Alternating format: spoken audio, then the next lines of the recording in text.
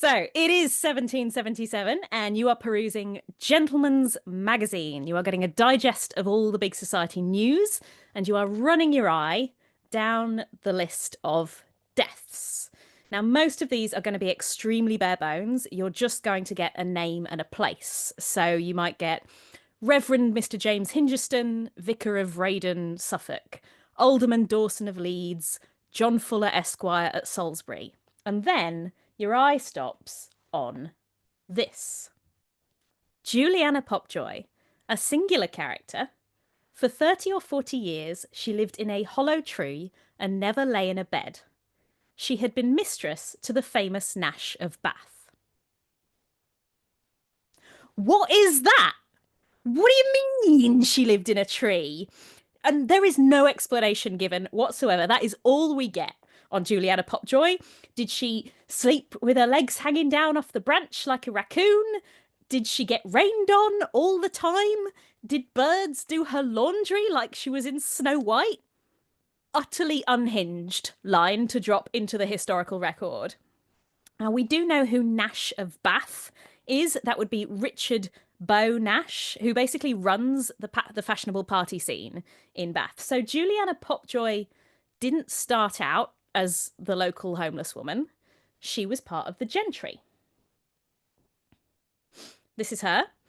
She was going to Jane Austen style balls and wearing gloves and riding in carriages and everything. And then she just starts living in a tree. Did anyone know? Is there anybody who could have taken her in? We get no explanation. Richard Fortey was a paleontologist at the Natural History Museum in London, and in his book Dry Story #1, he relates the story of this gentleman. This is Leslie Bairstow, who was an old hand when he joined in the 1970s. Bairstow was a genius straight out of university. He was a prodigy, and he was so widely sought after in the geology world that when he agreed to work for the Natural History Museum, supposedly the head of the department skipped down the corridor yelling, "We've got Bairstow! We've got Bairstow!" Bairstow is given a tenured position for the rest of his career, and he proceeds to publish not a single thing for the rest of his life. Now, that's not to say he doesn't do any work. He will often go on diving expeditions to collect interesting geological samples. And one day he's at the museum after hours and he's trying on this diving suit. And it's the old fashioned kind of diving suit with the big heavy boots and the grill on your face. And he gets stuck. He gets stuck inside the diving suit and he can't get out. And because it's after hours, there's nobody in the museum to help. And so he has to wander down Knightsbridge, mouthing at passers-by until he can find someone to let him out. He kept everything that anyone ever sent him for his entire career and stored it meticulously in his office. And when he finally retired, the staff gingerly opened the door to find a labyrinth of boxes. One of the boxes was labelled pieces of string 2 to 3 feet, and one was labelled pieces of string too small to be of any use. My name's Jenny Draper. I'm a London tour guide and I make videos about London history. Now, some of these videos are big, sweeping, grand statements about large chunks of history. So, for example, Would You Watch a Public Execution is about 600 years worth of thought about capital punishment in this country. The collapse of the Roman Empire is actually about two massive periods in British history, the Roman period and the early medieval period, and why we think so differently about them. But sometimes you're going through the historical record and you just come across a weird little gremlin like Juliana Popjoy or Leslie Bairstow. So, my book, Mavericks, is a collection of 24 of the most bizarre stories that I've ever stumbled across in my time doing this. Each chapter is about a person who had a strange life. either because they chose to be strange or because life did something strange to them. Now, what I'm not going to be able to do is give you a grand universal theory of weirdness from these people. They're all very different, and I'm just telling you about them like we're gossiping at the bar. Um, there is no one big lesson that they all tell. Sometimes you just gotta tell someone about a guy who ate a mole. They are from many different walks of life. We have working class people like Mary Anning and the Rebecca Rioters, and we have upper class people like Black Agnes and Lady Mary Wortley Montagu. We have Americans like Ira Aldridge and Paul Robeson. We have people from further afield. So we have Africans like James Toomer and David Susie. And we even have someone from the distant, exotic land of France, Lady Noor Inayat Khan. Now, I did restrict myself to people who had at least visited the UK once, just to give myself a little bit of a boundary. I knew there was no way I was going to be able to do justice to a whole globe's worth of Mavericks. But today I'm going to tell you a couple of my favourite stories from the book. Yep. I'm going to start with Anne Kingston. Anne Kingston was a Georgian orphan who became the subject of one of the most bizarre child-raising experiments in history. Now, before I tell you this story, there's going to be a point partway through where you think you know how it ends. You are going to think, for quite a long chunk of this story, that I'm telling you a tale about horrible child abuse and a man who should be in prison. And I am telling you that story, but I have to let you know before we go in that it does have a happy ending. You're going to think this is going to end up in a very dark place. So I'm just telling you now, Anne is fine. She comes out on top in the end. She wins. Keep that in mind as we get through this. She is going to win in the end. So she is born in 1757 and she's left on the steps of an orphanage in London. Now, there are two reasons you might leave a baby in an orphanage in this period. Either because you cannot afford to raise the baby financially, or because you can't afford to raise it socially. Maybe the baby is illegitimate. We don't know which one it was for Anne, but we do know that she ends up in this orphanage. Now, there's no baby formula back then, so the orphanage has to find someone to breastfeed all these babies. If you were breastfeeding in this period, and you could spare, an extra mouth to feed, the orphanage would pay you 10 shillings a month, and you got an extra 10 shilling bonus if your child made it to 1 year old. So Anne is sent off to live on a farm in Surrey with a lady called Mary Penfold, and she has a very normal childhood growing up on a farm with Mary's other children. And when she's 8, she gets sent to an orphanage in Shrewsbury. Now, Shrewsbury was mostly training up orphans to work in factories, but it seems like Anne was put on the domestic service track. So she would have learned cooking and cleaning and sewing. She would have learned to read, but not to write. And they're considered different skills in this period. You will need to know how to read so that you can read your Bible. But why is Anne ever going to need to know how to write? That's not useful. She's taught to obey her betters in all things, which will really change the course of her life. As an orphan, she's not going to have good education or marriage prospects. So the best she can hope for is working 6 hours a day, 6 days a week, 16 hours a day in someone else's house for her entire life. And maybe if she's lucky, rising up to become a housekeeper for someone in the petty gentry. And that would have been the lives of millions of girls just like Anne. But for Anne, this track in her life is suddenly diverted when she meets Thomas Day. Thomas Day arrives at her orphanage when she is 12 years old. Now, Thomas Day is a really strange character in his own right. In some ways, we would consider him very enlightened today. He is a vegetarian. He's an abolitionist. He has what is basically an early welfare state for his tenants. He gives his tenants free schooling for their children and free healthcare. He thinks all men should be able to vote. But he is also a frightening misogynist. Once, when he's at uni, he asks a girl out and she turns him down. And he rounds on her, saying, "I think I never saw so damned conceited a bitch as Leonora." He thinks that all women are not only weaker than men on average, but so far below men that no woman should ever presume to tell any man to do anything. He says the most disgusting sight of all is to see that sex whose weakness of body and imbecility of mind can only entitle them to our compassion and indulgence, assuming an unnatural dominance, and by regulating the customs, the manners, the lives, and the opinions of the other sex.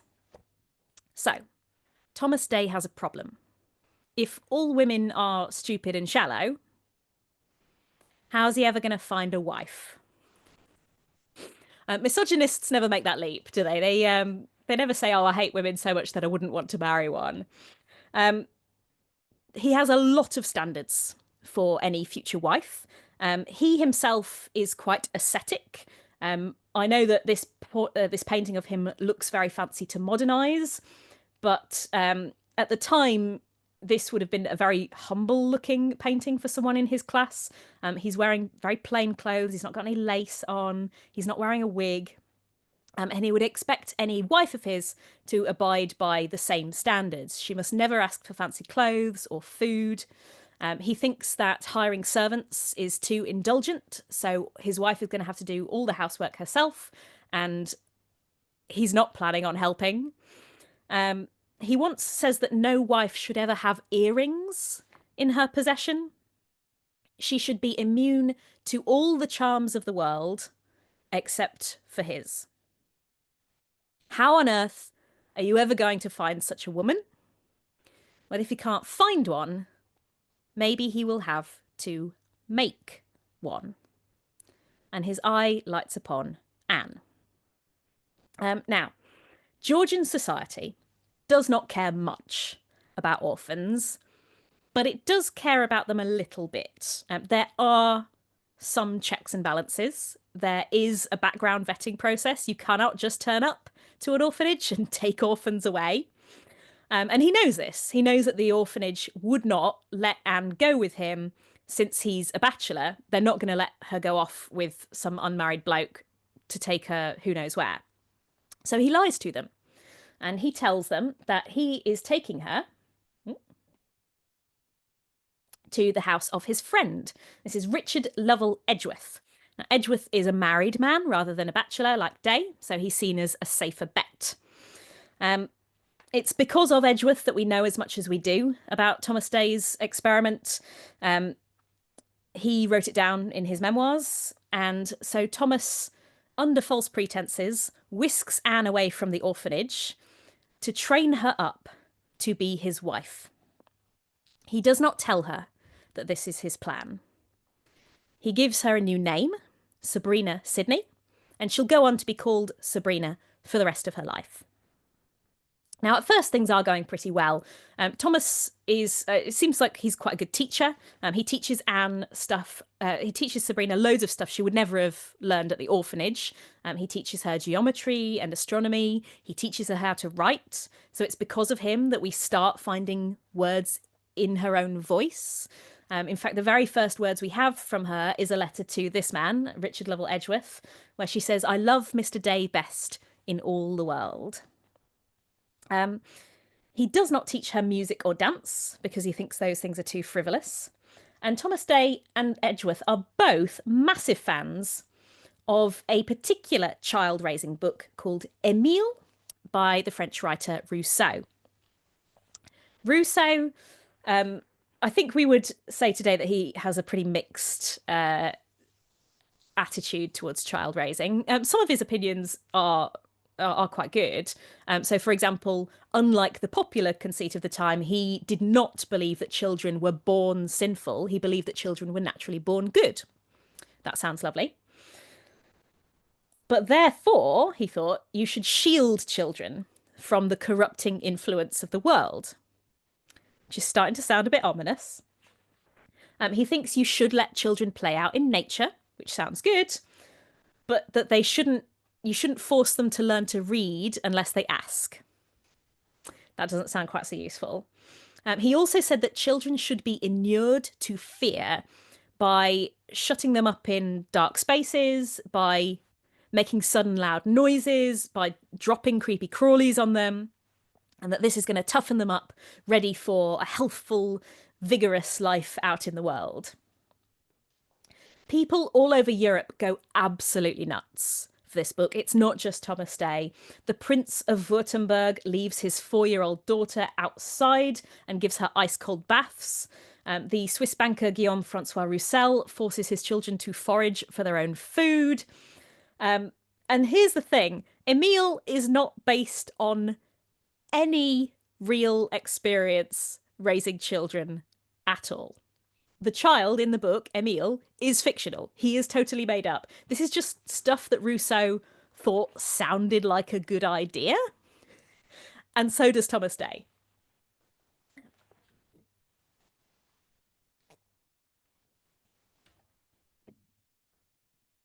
So Thomas tries to inure Sabrina to fear. And he does this in a couple of ways. He drips hot wax onto her arms and tells her not to scream. He stabs her with pins. He fires unloaded guns, either at her from a distance or by her ear. He makes her stand up to her neck in a lake, and she can't swim.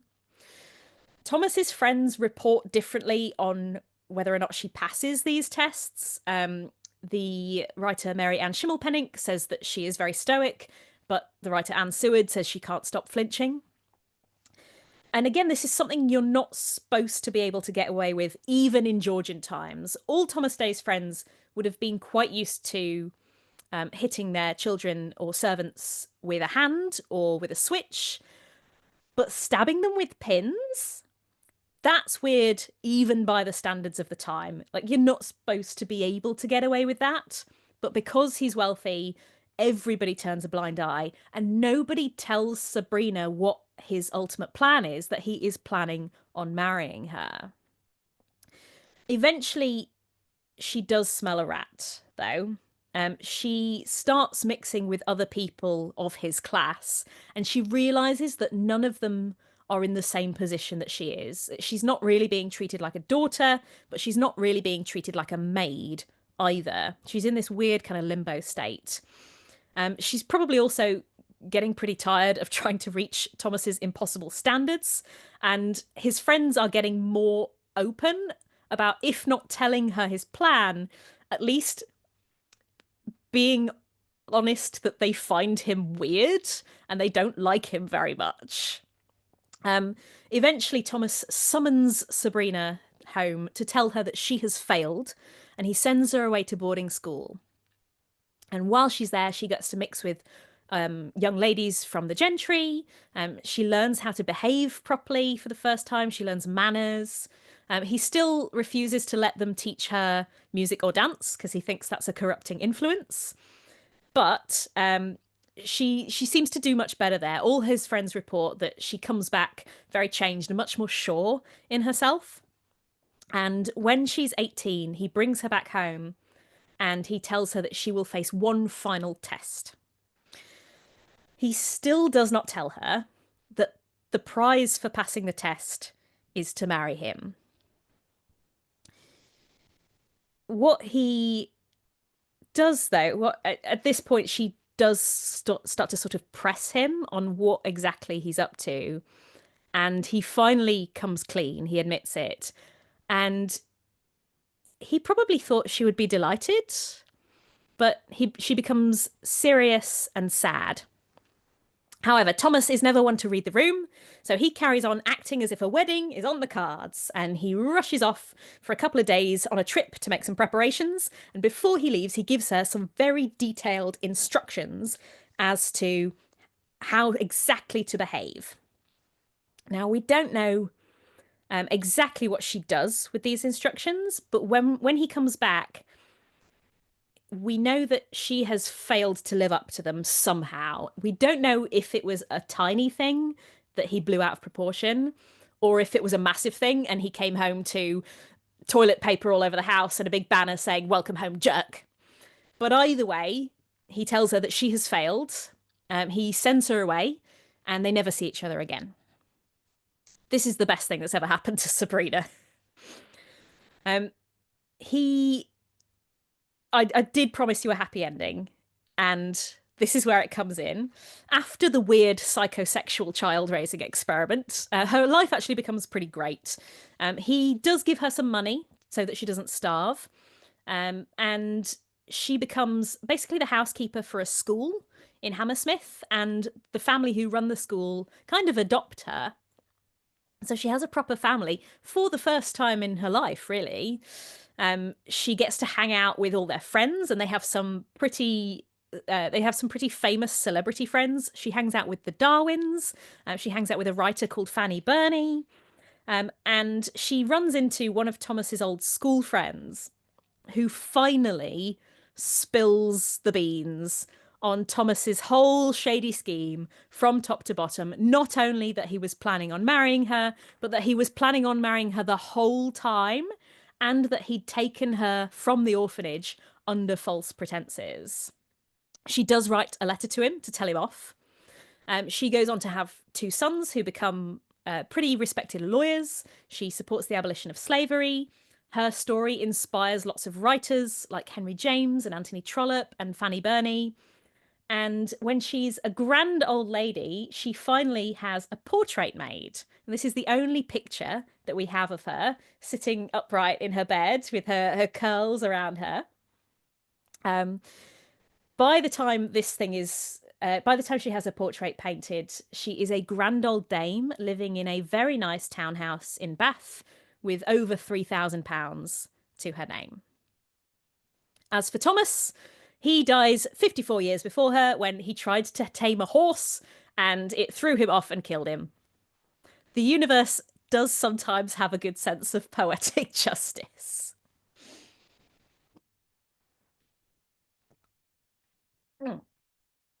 Now, Sabrina is very much somebody who has a weird life happen to her, but sometimes Mavericks in history choose to have strange lives, and they can be even more endearing in a way. La Chevalier d'Eon is the next person I'm going to tell you about, and she has the kind of life that would be absolutely ripe for a swashbuckling Three Musketeers style Hollywood action movie. She is a master sword fencer, she's a handsome dragoon captain, she's an international spy, and in the 18th century, she legally comes out and is recognised as a woman in 18th century London. Here she is. She was born in Tonnerre in France in 1728, and she's raised as a very smart boy. She goes to university, she studies law, she writes 15 books over the course of her life. So I have some catching up to do. And this gets her noticed by the King of France, who sends her on a diplomatic mission to Russia.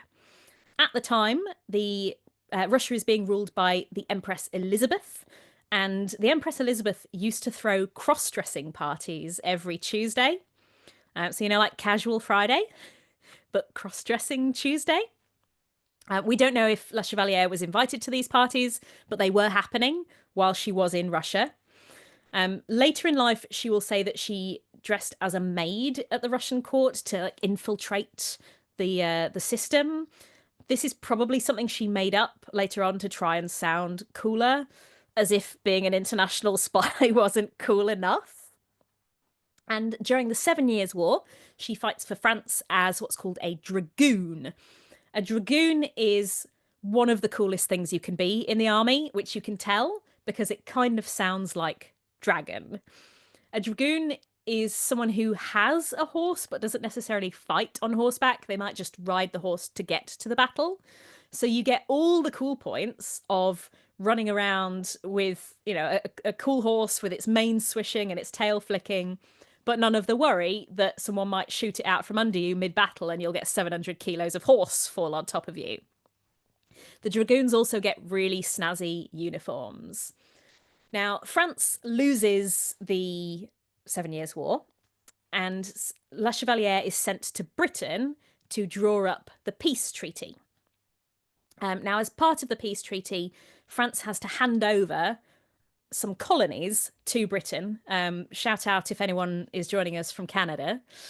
But they don't have to hand over as many colonies as they thought they would have to. So all in all, the king actually thinks La Chevalier's done a really good job drawing up this treaty. He thinks she's done great. And he asks her to stay on in London as a spy. You see, he's planning on fighting back. And he has a secret spy ring called Le Secret du Roi. Incredible name. So cool. Like, that's the movie title. Which is gathering intelligence about Britain's weaknesses in order to launch an invasion. La Chevalier starts passing the king secrets about what's going on in Britain and what the best way to invade would be. And she does so well that the king actually awards her a medal, which you can see her still wearing in her painting many decades later. This spy ring is so secret that even most of the French king's ministers don't know about it. So she's doing incredible. She's got a medal. The king is proud of her.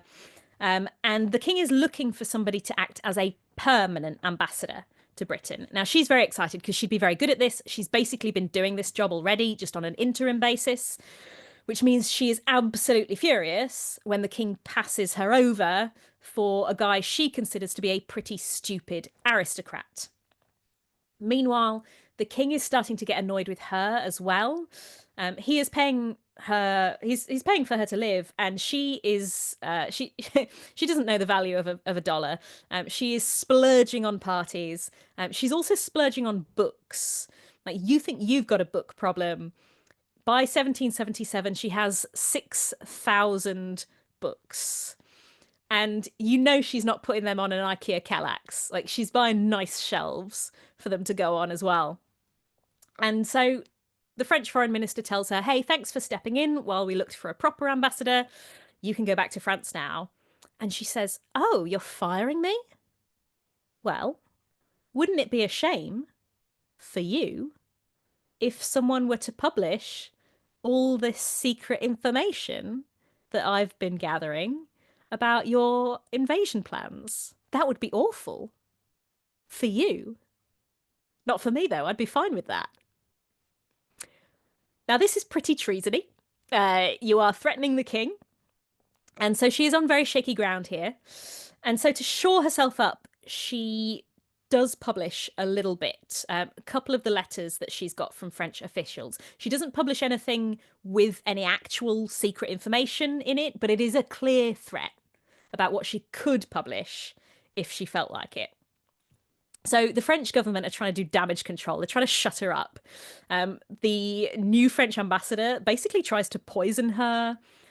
There's a plan floated to just like kidnap her, just drive a carriage up to her while she's walking through the streets, bundle her into the carriage and send her to France. Meanwhile, the British tabloids are having a field day talking about how mean the French are being to poor old Dayon. But luckily for her, she is in a liberty-loving land that would never do something as mean and awful as what the French are doing. And in the end, the king cuts her a deal. He says, all right. If you don't publish any secret invasion plans, would you like to stay in London and have 12,000 livres a year?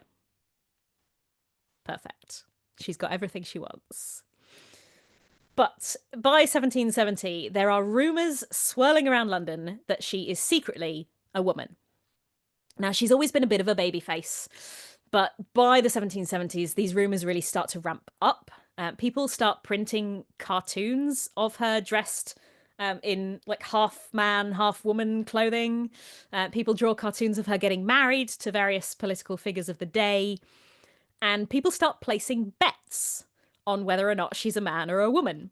And this sounds nuts to us today, but in the 18th century, people would bet on absolutely anything.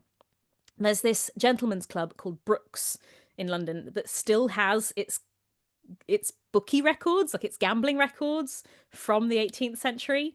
And some of the things people were betting on are wild. Like a lot of it is racehorses, but there were people betting on like whether or not the prime minister would die this year. There were bets placed on whether or not the US would come crawling back to Britain as part of the empire. There was one guy who bet, who made a bet that he could successfully shag a woman in a hot air balloon 1,000 yards from the ground. And the book does not say whether he ever cashed in that bet or not. I know, a terrible loss for nosy people everywhere like me. I am just as devastated as you. Now, at first, Dayon is furious about these bets. I mean, they are pretty invasive. She starts bursting into coffee houses and demanding to duel people who are taking these bets. Nobody ever dares take her up on it because they know she's a good sword fighter. Meanwhile, this is pretty embarrassing for the French, because if the British believe that they've sent a woman to act as an ambassador, then they're going to be pretty insulted, and they might even consider that juicy peace treaty null and void. So France says to her, no, you really do have to come home now. You're done. But before she goes, all the gamblers in London are like, no, no, no, no, you can't leave, because if you leave, we'll never find out who won. And before she leaves, one of the gamblers sues his bookie. And the Lord Chief Justice himself, Lord Mansfield, who absolutely has better things to be doing and says as much in his decision, decides that the people who have bet that she is a woman should win their bets. So La Chevalier is legally recognised by a British court as a woman in the 1770s. When she comes back to France, they tell her, well, if you're a woman, you have to actually live as a woman. She is given a court-appointed stylist and a court-appointed etiquette coach to teach her how to behave like a woman. These days, we often associate transition with a lot of joy, but it's not necessarily the case for her. She feels a lot more mixed about it. You've got to remember that she is also being fired and sent home in disgrace. So she tells her stylist, you have killed my brother, the dragoon. I am in great pain over it. My body is like my mind. It cannot be content, embroidered in lace. She refuses to do anything to change her voice, and she does carry on doing little gentlemanly things for ladies. She will open doors for ladies and fill up their coffee cups and that sort of thing. Now, we know what happens to the French king. He gets his head cut off in the Revolution, in the French Revolution. And so after that, there's no money coming in from him anymore, and he can't tell her what to do. She comes back to London, and she carries on living as a woman for the rest of her life, but she doesn't have this salary coming from the French king anymore, so she has to make her own money. And one of the ways she does that is by doing sword fighting demonstrations.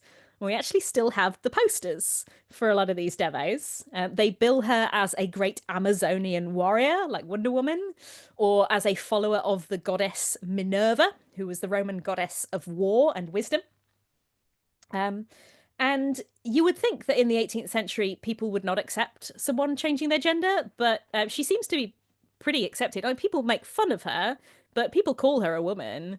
The Prince of Wales goes to see her sword fight, and she's actually held up as an example of what great things women can do if they're allowed to.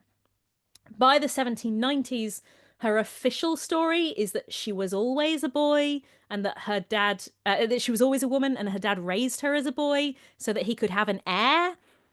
It's not a story that makes a lot of sense, but that's the one she goes with at the end. And she carries on doing sword fights until she's nearly 70, still wearing her bonnet and her skirts.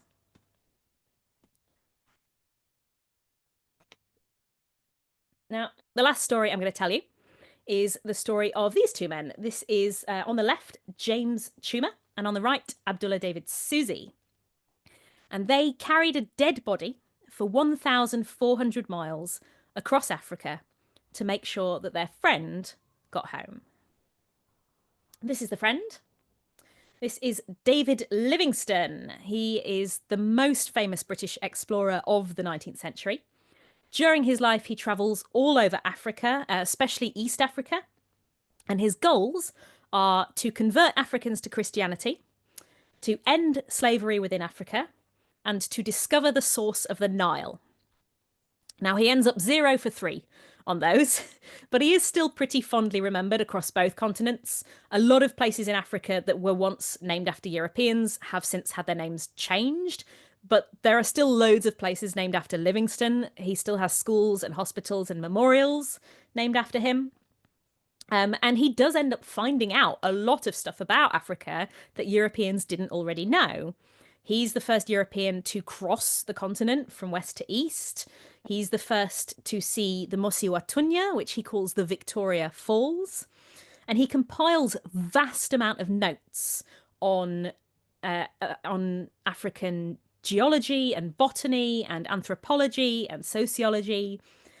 And without James Toomer and David Susie, a lot of these notes would not have survived.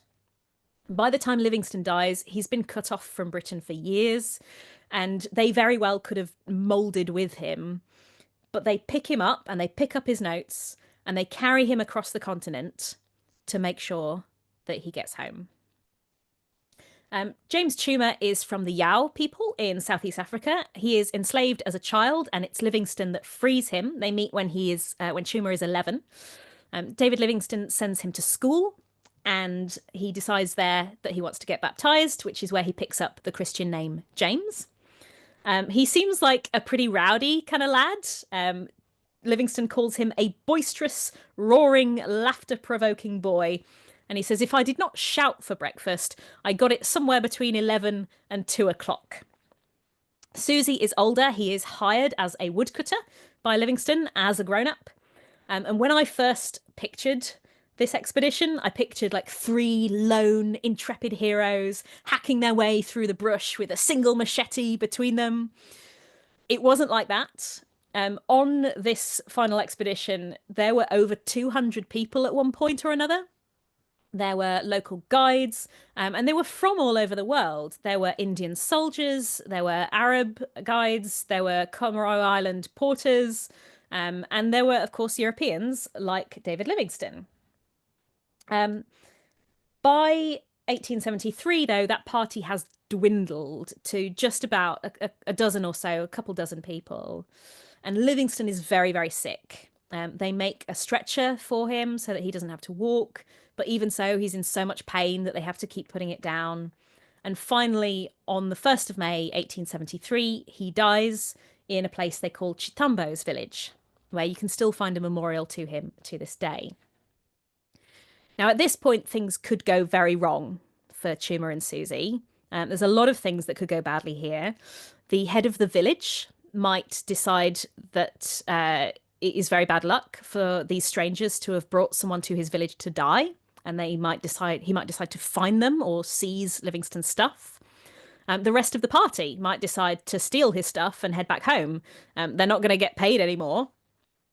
And so at this point, they take charge and they become what are called the captains of the caravan. And they gather everybody together in Livingstone's hut with all his stuff. And they say, we're going to open all the trunks and we are going to write down everything he's got. And we're all going to do it together so that if anything goes missing, we will all know. They also decide that he has to go home, that they can't leave him there. They have to pick up him and his notes, and they have to get him back to Britain. Now, they don't have refrigerators back then, so they have to find some way of preserving the body. And so they sort of mummify him. And that involves cracking open the chest and taking out all the wet bits. So the heart, the lungs, the sort of juicy organs. Whilst they're rummaging around in there, they find a blood clot the size of a hand. And they bury the heart there in Africa. And the rest of the body, they pack with salt and they douse his face with brandy and they wrap him in bark and then they wrap that in tar. They have 2 funerals for the heart. They have a Christian-style funeral. They have a little book of prayers, which they're able to read out. And they also have a local African style funeral. They pay for a mourner to come and do a dance and a song. And they actually wrote down the lyrics, translated into English, of the song that this guy sung. And it went, "Today the Englishman is dead, who has different hair from ours. Come round to see the Englishman." Presumably it lost something in translation. And so they set off towards the east coast, where they can get a boat to England. Now, along the way, they have lots of adventures of their own. In the middle of the night, a lion kills one of their donkeys. One of their party accidentally shoots a local person in the leg, and they stick around to watch the surgery of the bone being set. One time they are outside a village as night is falling, and they're trying to make camp, but there's nothing to make shelter with around them. So they ask to be let into the village, and the locals bar the gates. And so they force their way in there at gunpoint. The locals flee. They go and get reinforcements from nearby villages, and they come back and they besiege Chuma and Susie inside the fortification. There's a shootout, and they stay in there for about a week, basically rummaging through the locals' stuff, nicking food, shooting their animals, and a couple of people are killed in this scuffle. But mostly they don't run into a huge amount of trouble on their way, because mostly people are happy to see them. Especially once they get about halfway, they start doubling back on places that they have already been with Livingstone. So people recognize them, people give them food, people give them hunting rights, people offer to guard their stuff. And about 2/3 of the way, they start running into local conflict. They start going through an area that has a lot of civil war, and they get very worried that people will try and stop them, that people will think it's very bad luck to be carrying a dead body, which, I mean, it's not a sign of someone who's doing great. So what they do to throw people off the scent is they make a fake body out of grass and bury the fake body, and they hide the real body in a trunk and cover him with papers. Finally, they reach Bagamoyo in Tanzania, where they're able to get a boat to Zanzibar and thence to England. If you try and recreate their journey on Google Maps today, Google Maps will tell you that it's a 325-hour walk.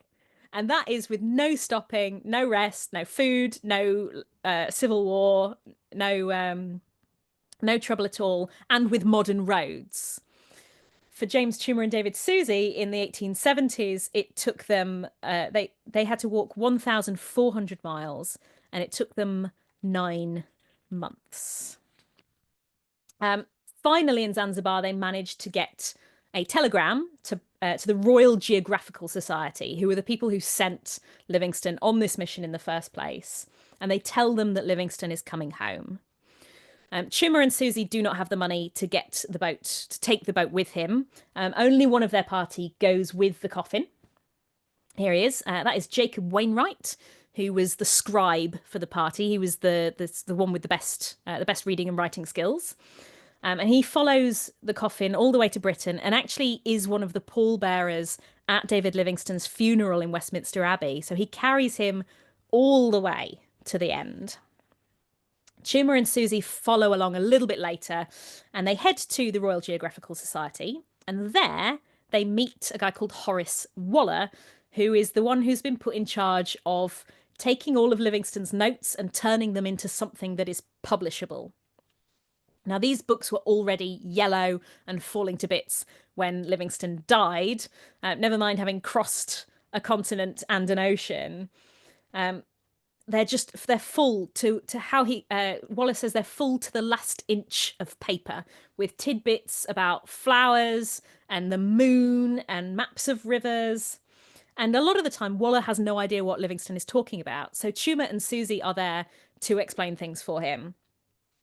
Waller thanks them in the introduction to the final published version. He says they are the reason that a lot of these notes have survived.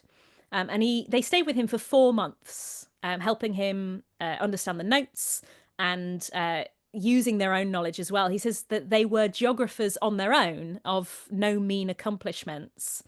He says one time he didn't understand some notes that Livingstone had made about a river system, and Susie says, "All right, leave it with me." And he goes away for an hour, and he comes back with a perfect map of the river system that he's drawn, that perfectly matches up to what Livingstone had said in his notes.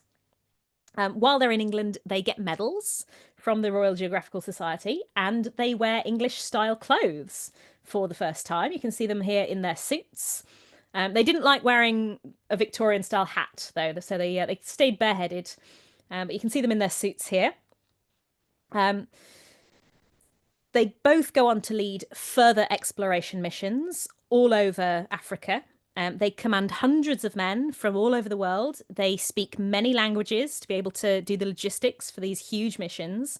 Susie is the head of a caravan on Henley Morton Stanley's trip when Stanley founds what will become the capital of the Democratic Republic of the Congo, Kinshasa.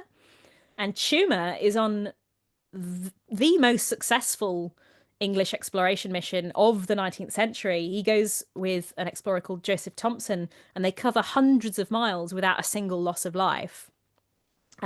Walking across a continent with a dead body might seem like a mad idea, but it wins them fame and prestige and work at the top of their professions for the rest of their lives. And I only found out about this story because when I was studying for my tour guiding qualification, what's called the Blue Badge, one of the things they test you on is David Livingstone's grave in Westminster Abbey. And you can see what's written on the grave here. Now, it is a pretty wordy grave, but you gotta believe that whoever was paying for that epitaph was paying by the letter, right? So they wouldn't have put anything on there that was meaningless fluff. And you can see the very first lines, brought by faithful hands over land and sea. And I thought, gosh, I wonder what that means, brought by faithful hands. Whose hands? And it turns out there's this whole story literally under my feet. I'm not breaking new ground on this. Chuma and Susie were pretty well celebrated in their own lifetimes. All that work had already been done for me. It just took a little fingernail scratch under the surface to find it. So I encourage you to find your own historical Mavericks. Crack open a random newspaper, look up names on old graves, figure out who people are in your grandparents' photos. History is not just the stories of kings and queens and battles. It is the story of every single one of us who's ever existed. And out of the billions of us that there have ever been, there are hundreds of thousands of proper weirdos. There are bizarre child raising experiments and gender swapping sword fighters, and there are dead body hikers. History is much weirder than you think. Thank you very much.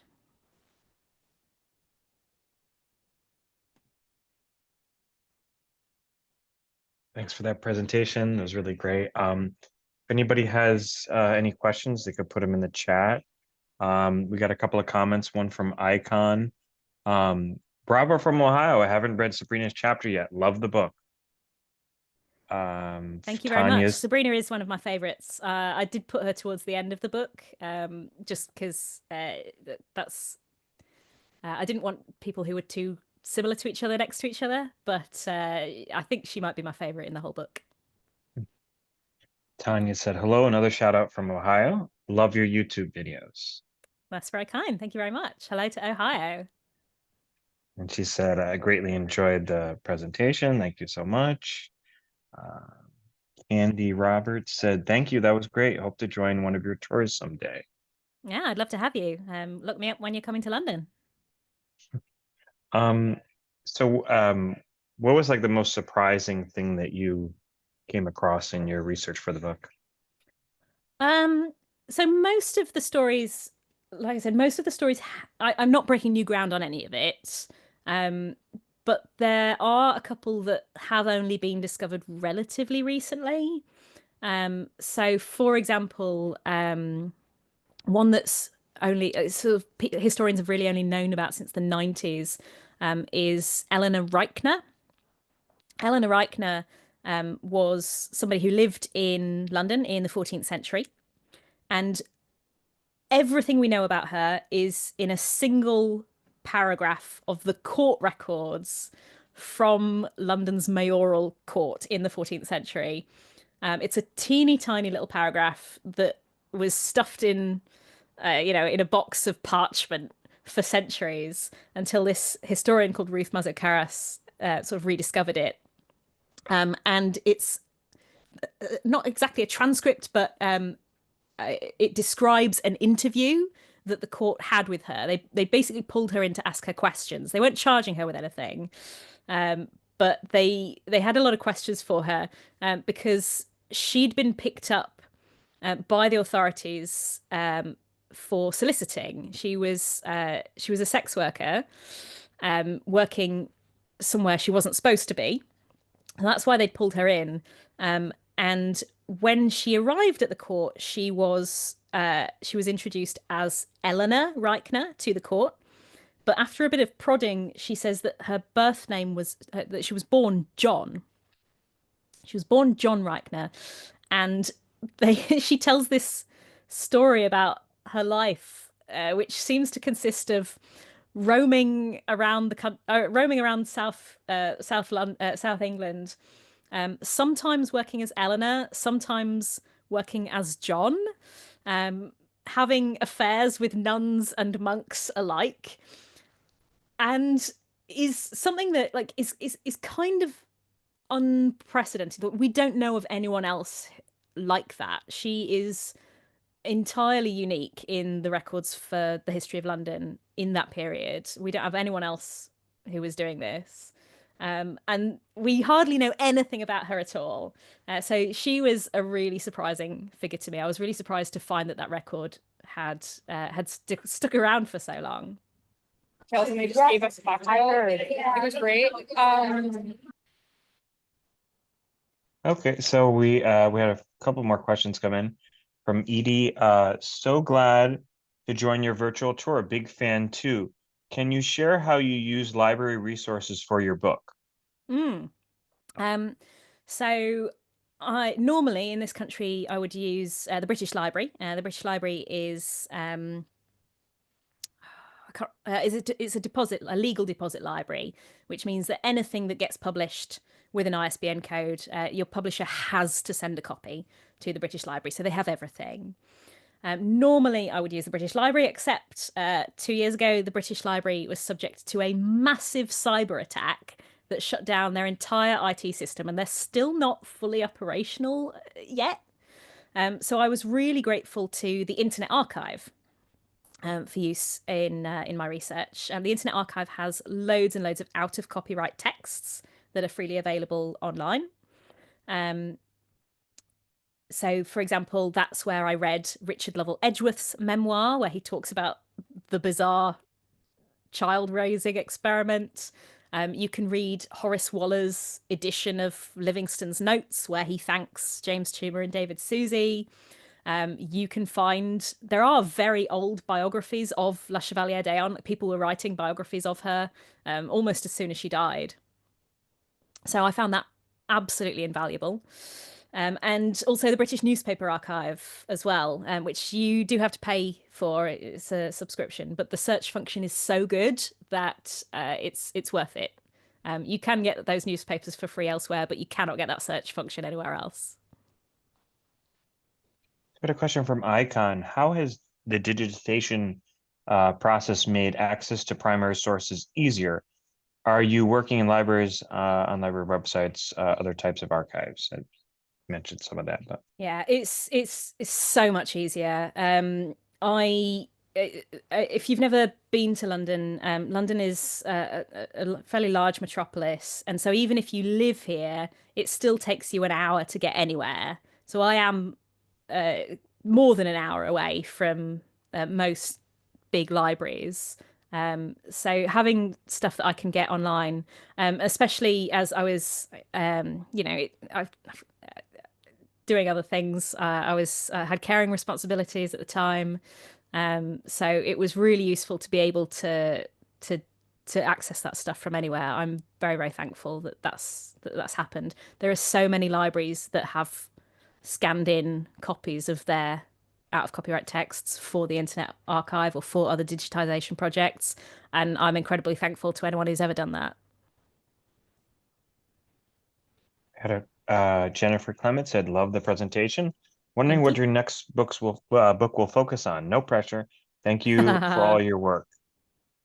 Um, I I can't really say too much about it, not because it's secret or anything, but just because I'm so early in the stages that it whatever I tell you will probably not be true by the time it's finished.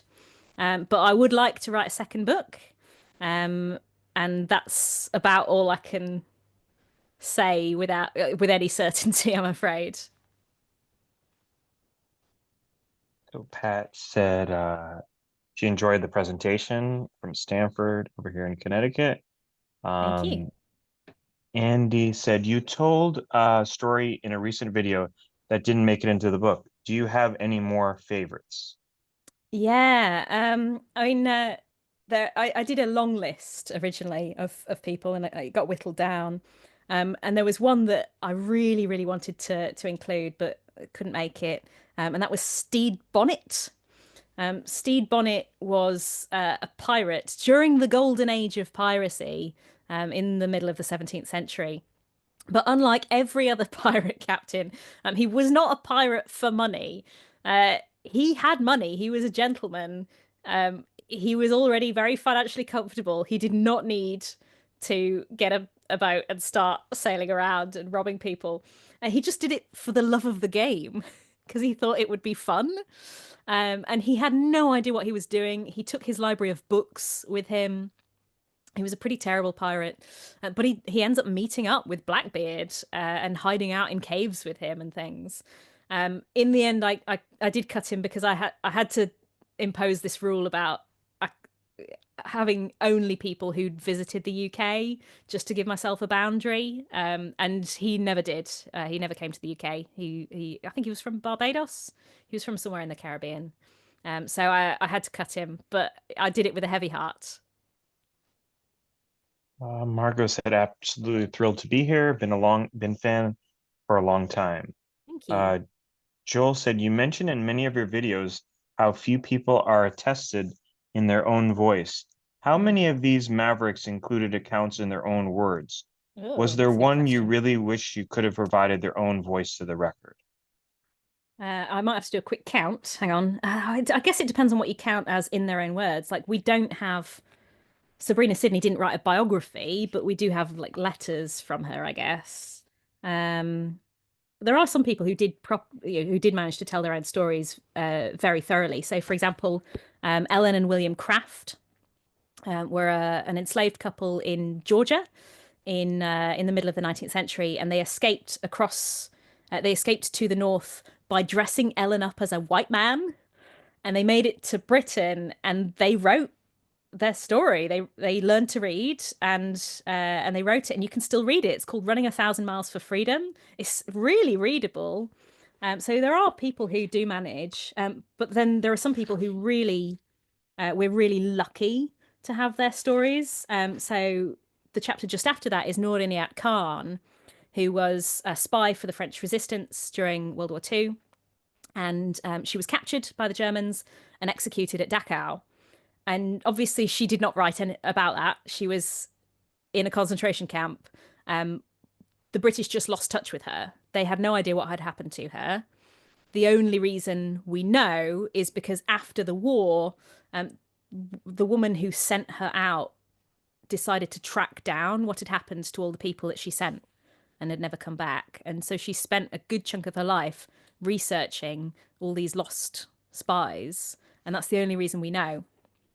Um, so I mean, I would like a bit more surety as to what happened with Nordin Khan, but I think we do have a pretty good idea. Who would I most like more info on? I mean, Eleanor Reichner still. Like we have so little. We just have one paragraph. But if I didn't pick her, I would pick Marjorie Kemp. Marjorie Kemp was a a medieval housewife from Norfolk who starts having very detailed, vivid visions of Jesus. And in one of these visions, she gets married to God.